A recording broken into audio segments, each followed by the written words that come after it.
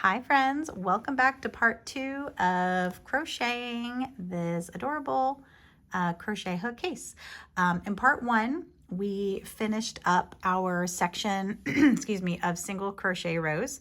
I have 8 rows, so you might also have 8 rows completed. If you have made any changes, like if you've done, 10 rows of single crochets, please make note of that on your pattern or on a scrap piece of paper. Don't forget to keep your tally marks going. Make sure you have 8 tally marks completed, or click your row counter to row 8, whatever method you're using to count your rows. Keep going with that. And let's get into position. We want to be set up as if we just finished row 8, and now we're starting row 9. Rows 9 through 14 are half double crochets. To do half double crochet rows, let's start with chain 2. 1, 2, and turn your work as always. So now we're looking at the back side of our single crochets. Our first stitch is always in the same place. It's sitting right at the bottom of our chains, sort of looks like a backwards L if you're right-handed. And for half double crochets, we yarn over. We're going into that first stitch under the V, yarn over, come out of the stitch. You have 3 loops on your hook. Your pincher fingers want to support all 3 of those loops as you yarn over, pull through 3. All right, let's do another one. Yarn over, move down to your next stitch, under the V, yarn over, come out of the stitch, yarn over, pull through 3. Of the 5 basic crochet stitches, half double is my favorite.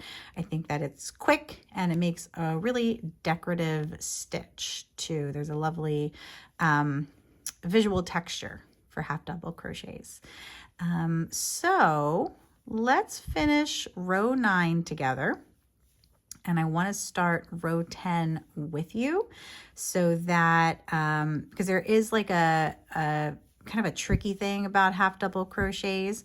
There are basically like 2 V's. There's a V on the side and a V on the top. And I want to make sure we continue going into the correct space, the correct stitch, because it can get a little confusing.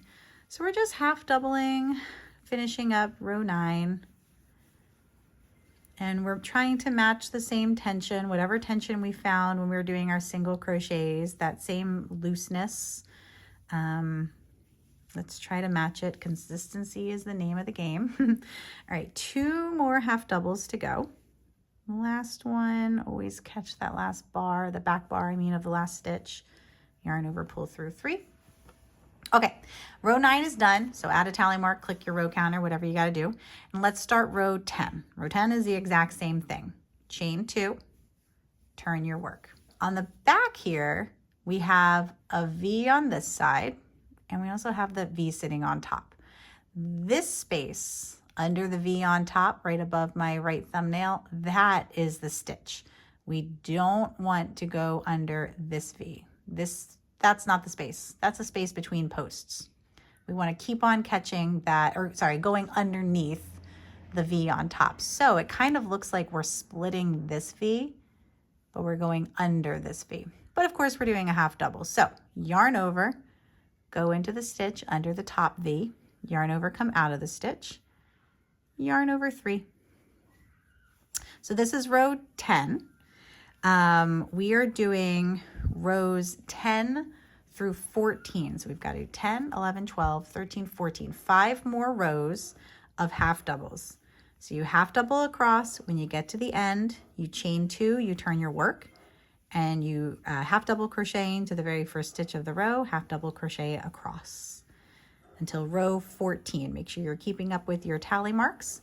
I'm going to skip ahead in the video, and we're all going to work up to row 14 in half double crochets. So I'll see you on the other side. Okay, so I'm just finishing up row 14, the last row of my half double crochets. Always making sure you're catching that last half double. Sometimes it's a little bit small. So if ever you're unsure, just go back to the beginning, count your stitches. If your stitch count doesn't match what you wrote down on your pattern, you probably have to do one more. Make sure it matches. So before we move on to the double crochet section, let's measure the height of our project so far. When you're finished with your half double crochet section, it should be an even number that you finished on, an even row number that you finished on, and your active loop should be on the opposite side of your slip knot tail. So it should be like cat corner. So I'm going to flip this over just for a moment to make sure I'm looking at the right side of my work. I'm right-handed, so my slip knot tail is on the bottom left corner. If you're left-handed, your slip knot tail would be in the bottom right corner. That's how you know you're looking at the right side. We'll grab our measuring tape, we'll line up 0 at the bottom of our work, and we are aiming for 4.5 inches high.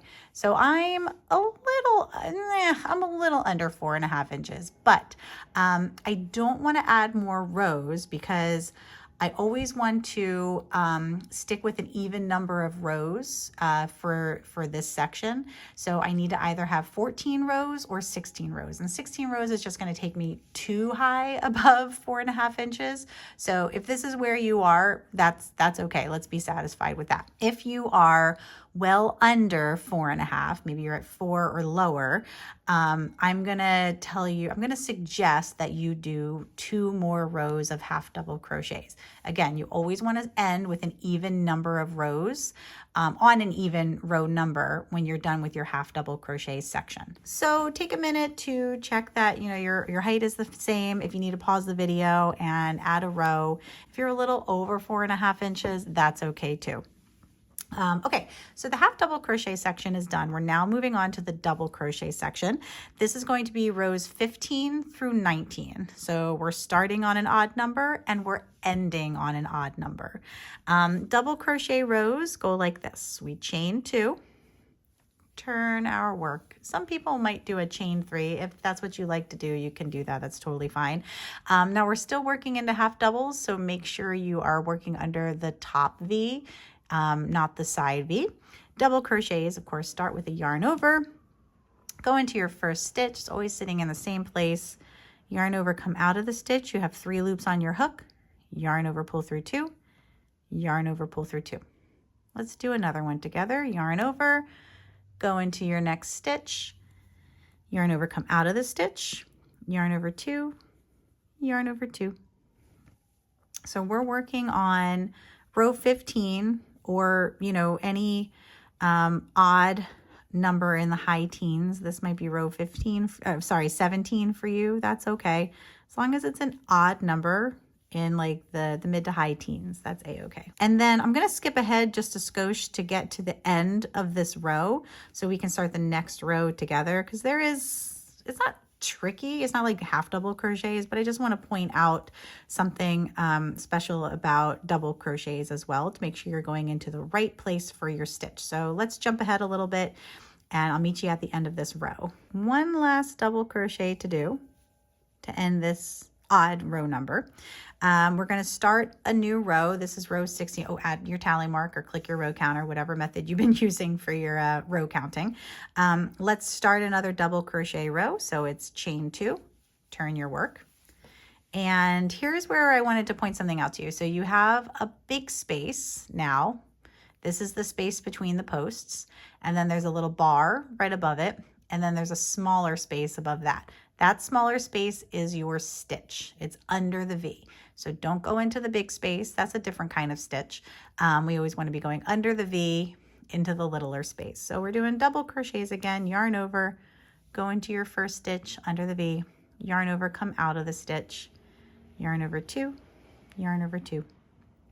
Okay, so for me, this is row 16. That might be the same as you. You might be on row 18. As long as you're on, right now you're on an even number in like the high teens, that's fine. And we're going to do 16, 17, 18, 19.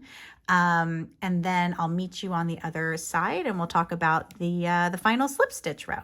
So let's work up to row 19. Keep going with your tally marks. Don't lose track of your rows. And I'll meet you on the other side. Alrighty, friends.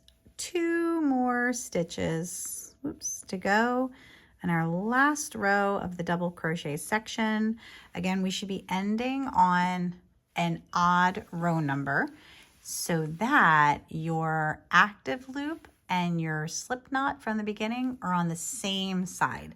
We have one more row to do. It's just a row of slip stitches, and we want to end our slip stitch row on the opposite side of our slip knot tail. That way we have a tail on one side and a tail on the other, so we can sew up both sides to finish our case. So you might be on row 19, it might be 21, it might be 23, I suppose. As long as you've ended on an odd number and you're on the same side as your slip knot tail. We don't need to keep counting with tally marks because we've got one more row to do. Before we do that, let's check our height. The finished shape should really be pretty close to a perfect square. It should be about 7 by 7. So this should be a little under 7 inches. And I'm measuring the right side because my slip knot tail is on the bottom left corner as a right-handed crocheter. So I should be at about 7, or 6 3/4 is fine as well. If you are just shy of 7 or just over 7, that's okay.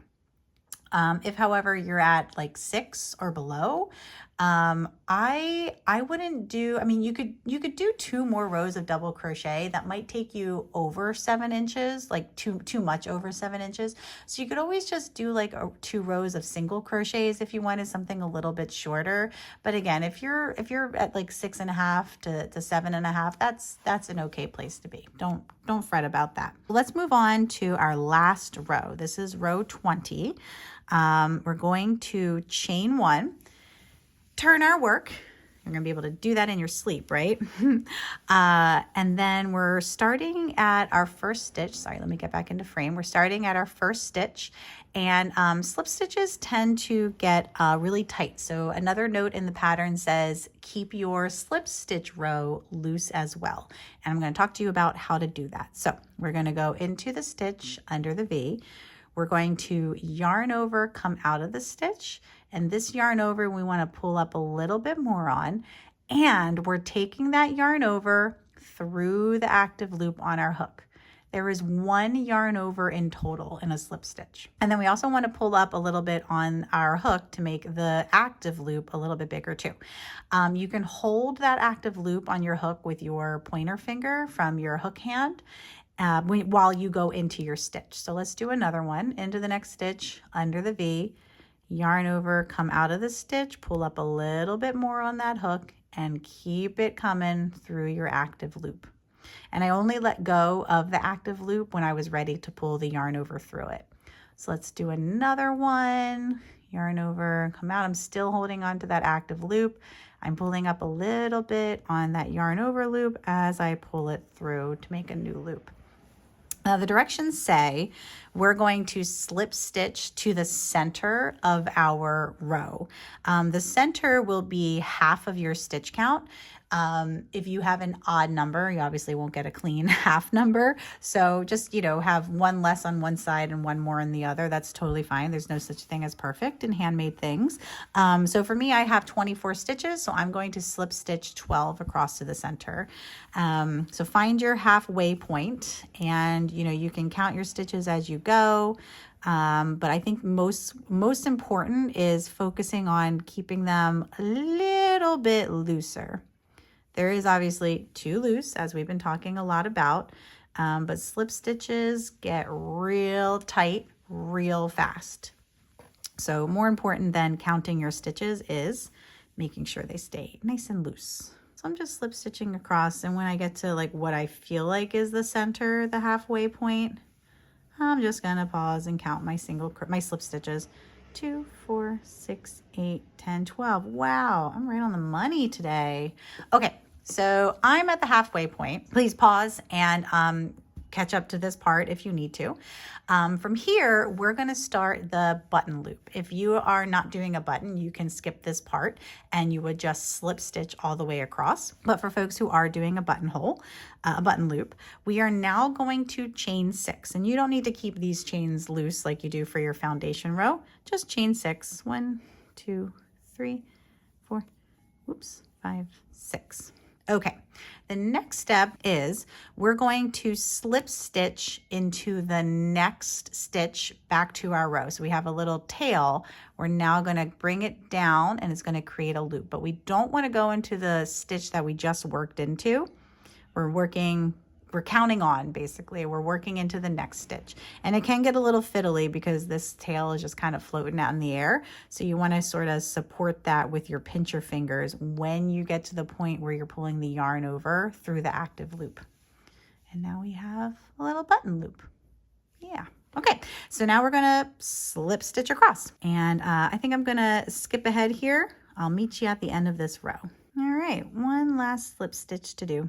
And then we'll be all done with our stitching and we'll start assembling. And we can just give everything a little measurement just to, make sure everything is still okay. We should have about a square. Like if we fold these corners up, we now have a half square triangle. So we should be at about 7 inches. Yep. And then the camera is making a little warped because I have the camera at an angle. So we've got 7. Yeah. 7, 7, 7. Cool. Let's move on to part 3, which is going to be, cutting our yarn and beginning to assemble. I'll see you in part 3.